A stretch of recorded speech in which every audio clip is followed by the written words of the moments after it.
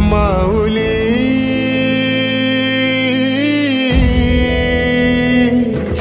गुरु स्पर्श दूर करी दुःखाची सावली.